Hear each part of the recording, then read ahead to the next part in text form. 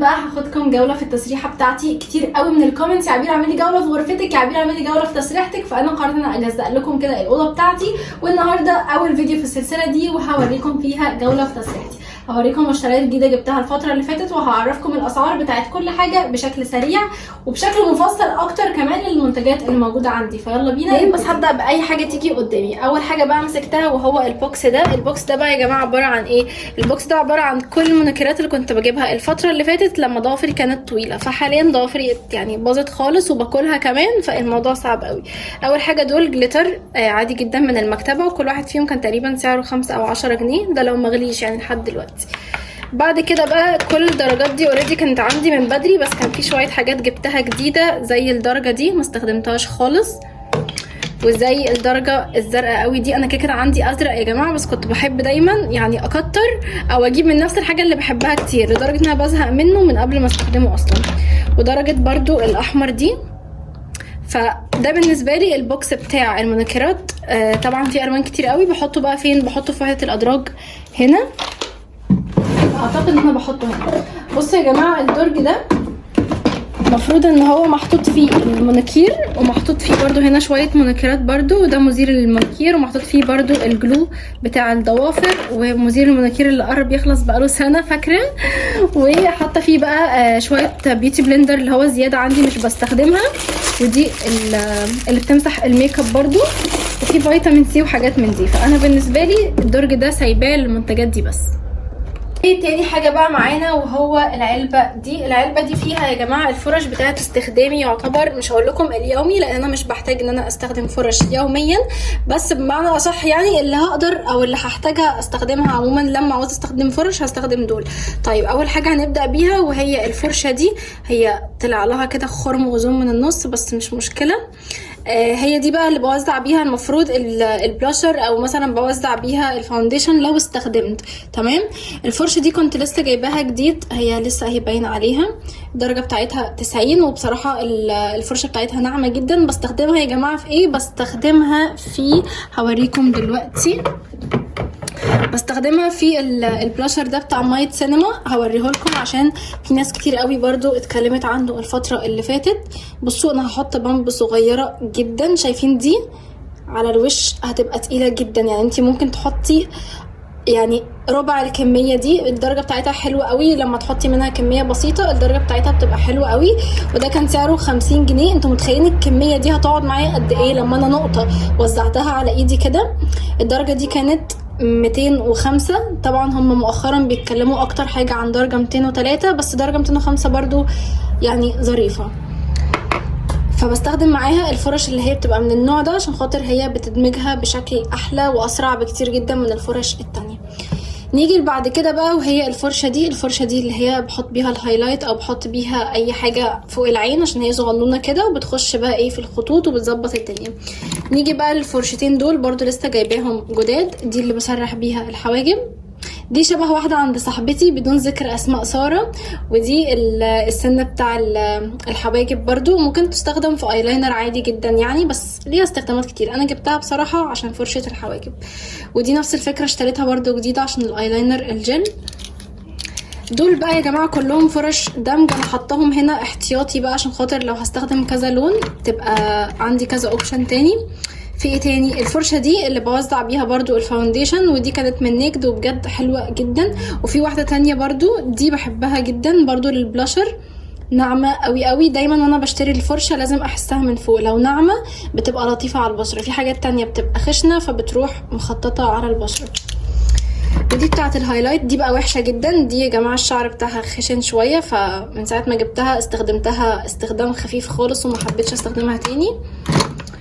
ونيجي للروج ده طبعا بتاع مايت سينما، غني عن التعريف، كلمتكم عنه وبصراحه ما حبيتهوش.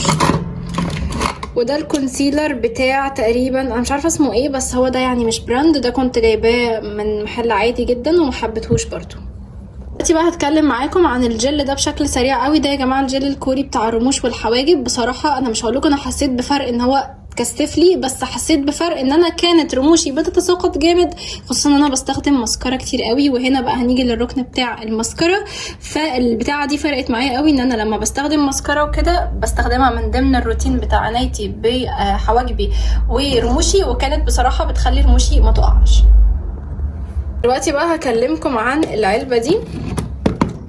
العلبه دي بقى فيها ايه؟ فيها كل انواع الماسكارا الحلوه والوحشه، وطبعا كل فتره وفتره كده بعمل ريفرش كده للتسريحه بتاعتي وبشوف ايه الحاجات اللي انا مش عايزاها. انا خلاص شلت الفرش دي عشان كانوا محطوطين هنا. بصوا يا جماعه، هنيجي دلوقتي بالاحسن والاغلى وبعد كده هنيجي للارخص. اول نوع ماسكارا عندي يعتبر هي اغلى واحده في دول كلهم، دي بتاعت سكاي هاي. دي كان سعرها 470، كنت جايباها من على نون اول ما ظهرت. دي بصراحه يعني بلاستيك وبتقع رموش جامد قوي، بس على قد ده فهي السواد بتاعها حلو وثابته اليوم كله، لو عيطتي من هنا لبكره مش هتروح، ودي حاجه وحشه. نيجي للحاجه اللي بعد كده، نيجي بقى للفئه الارخص منها بس حلوه جدا جدا جدا، وهي بتاعت لاش برنسس الخضره دي. حلوه قوي، سعرها 120 او 110، ودلوقتي تقريبا سعرها فرنج 90 عشان هي رخصت. طبعا دول الاتنين اوريجينال، كنت جايبه منها واحده وطلعت كوبي واتنصب عليا فيها، وكان سعرها اعلى من الاوريجينال وما كنتش اعرف. تعرفوا ازاي بقى الاوريجينال من اللي مش اوريجينال؟ هتلاقوا دايما الاوريجينال، بصوا يا جماعه الفرشه بتاعتها بتبقى رفيعه وطويله كده. اللي مش اوريجينال هتلاقوا الفرشه بتاعتها تخينه وبتبقى فيها زي ميه، لكن الاوريجينال بتبقى تقيله شويه، وده شكلها. دي سعرها زي ما قلت لكم في رينج بقى من 100 ل 120 على حسب المكان اللي بتشتري منه. نيجي بقى للماسكارا اللي بعد كده، وهي دي، ودي ما عجبتنيش خالص. كان سعرها نفس سعر دي، بس دي الموف بتاعتها ما حبيتهاش وما استخدمتهاش يعتبر غير مرتين، حسيت انها مش حلوه فسبتها. اول ماسكارا اجيبها في حياتي وهي الماسكارا دي بتاعه اسنس برضو البينك. طبعا ما فيش حد ما جابهاش، ودي كانت تقريبا سعرها والله ما فاكره يا جماعه، بس دي تقريبا هتبقى برضو فرنج 100 وحاجه عشان هي قديمه جدا، ولحد دلوقتي لسه شغاله وانا حتى حاطه منها دلوقتي. نيجي بعد كده للماسكارا دي بتاعت مايت سينما. كل المنتجات بتاعت مايت سينما اتشهرت كده مره واحده، فكنت بجرب وبصراحه ما حبيتهاش خالص. كانوا بيقولوا عليها فرشه اللي كانوا بيقولوا عليها ماسكارا اللي بتخلي ايه رموش العنكبوت ومش عارفه حاجات غريبه كده، بس بصراحه وحشه قوي يعني، نشفت اصلا في فتره قصيره جدا، ما حبيتهاش. ودي كان سعرها تقريبا حوالي 45. بصوا هي اصلا شويه تتمسح من ايدي. نيجي لبعد كده وهي الماسكارا دي، واي حاجه من اسنس سواء دي او دي او دي فهم جامدين قوي. دي برضو كانت حلوه قوي، واي يعني اي فرشه ماسكارا بالنسبه لي رفيعه بتبقى بالشكل ده بتبقى حلوه قوي. وبصوا السواد بتاعها، وطبعا دي بقى لها معايا حوالي سنه واستهلكتها جامد جدا وحلوه قوي، وكان سعرها تقريبا برضو 160 170 في الرينج ده. نيجي بعد كده لارخص ماسكارا جبتها في حياتي وكانت حلوه قوي، بتاعت ماي واي دي، ودي كان سعرها 25 جنيه وكانت حلوه قوي، بس انا سعرها بصراحه خضني فما جبتهاش تاني عشان خاطر خفت على رموشي. ودي كانت من ماك، واحده نصحتني بيها ما حبيتهاش خالص. ودي تقريبا برضو من مايت سينما، مش حلوه خالص. ودي من ام ان برضو كانت طالعه فتره كده، انا مش عارفه هي دي من ام ان ولا لا، بس انا لما جبتها اتقالي ان دي من ام ان ومش حلوه برضو. ودي ماسكارا الشفافه، ودي ماسكارا شفافه، وبس كده. ده المكان اللي بحط فيه كل انواع الماسكارا وبستخدمهم بناء على احتياجي.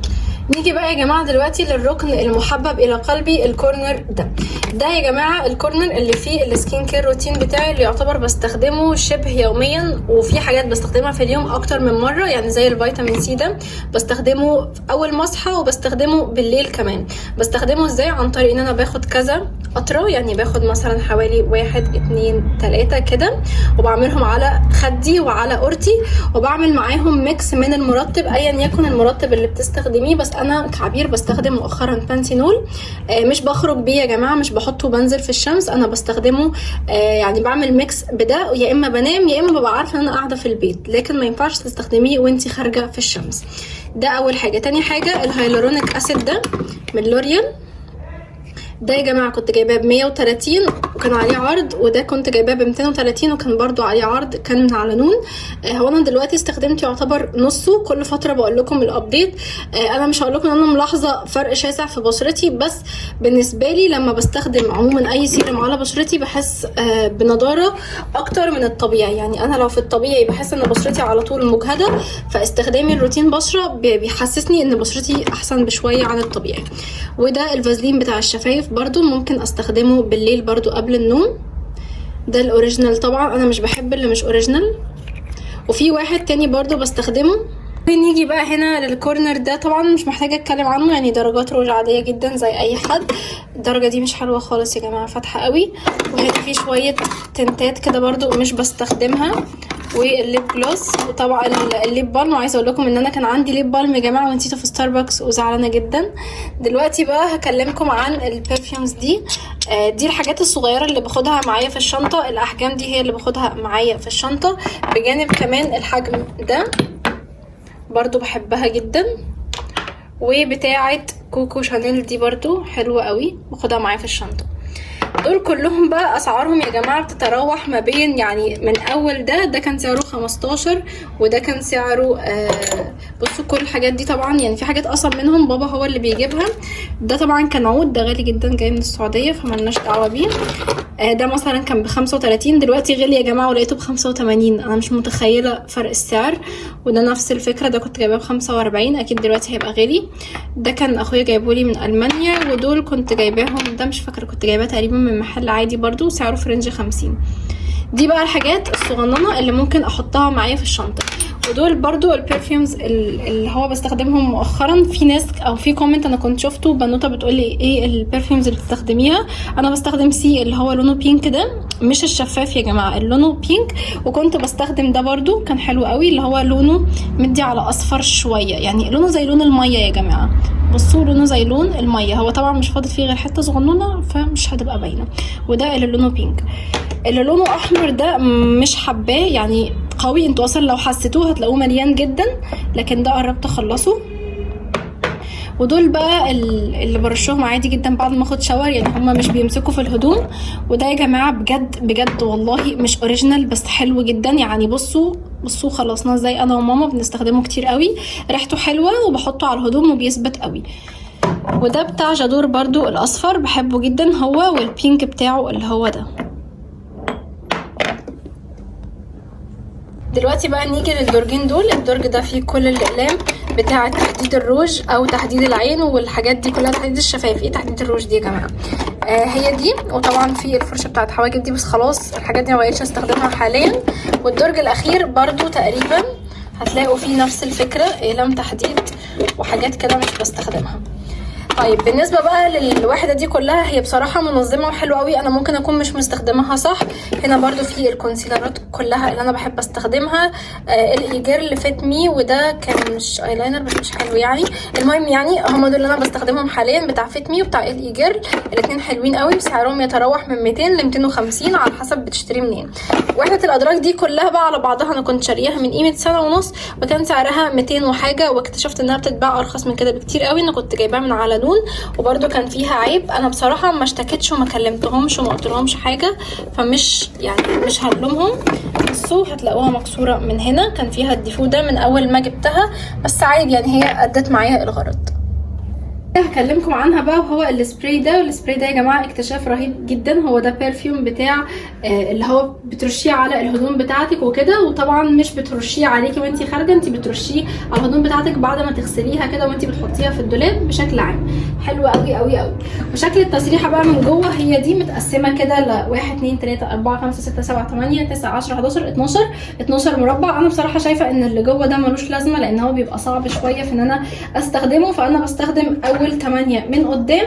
وده شكل التسريحه. الناس بقى اللي كانت بتسالني التسريحه كلفتك كام وعملتيها فين واشتريتيها ولا ايه بالظبط، التسريحه دي يا جماعه كلفتني 4.5. وطبعا دي حاجه يعني كل الحاجات دي يا جماعه انا كنت بعملها بنفسي، وكنت ما عنديش خبره، فبالتالي كنتش عارفه اي حاجه. فكنت بروح عند الراجل نختار الخشب سوا، وجبت صوره من على بنترست وقلت له انا عايزه زيها. المهم ان هو نفذها لي بالشكل ده، وما كانتش احسن حاجه بس يعني لذيذه والحمد لله يعني كويسه. وباذن الله الفتره اللي جايه هعمل لكم تجديدات وهعمل لكم تصليحات وهقول لكم ازاي تعملوا الحاجات دي بسعر اقل وارخص، لان كعبير اكتشفت كل الغلطات اللي انا غلطتها في التسريحه دي، وباذن الله مش هكررها تاني. وبس كده يا حلوين، ده كان فيديو النهارده. اتمنى الفيديو يكون عجبكم، متنسوش تحطوا لايك للفيديو وتخشوا تعملوا لي فولو على الانستجرام. وبس كده، ده كان فيديو النهارده. السلام عليكم ورحمه الله وبركاته.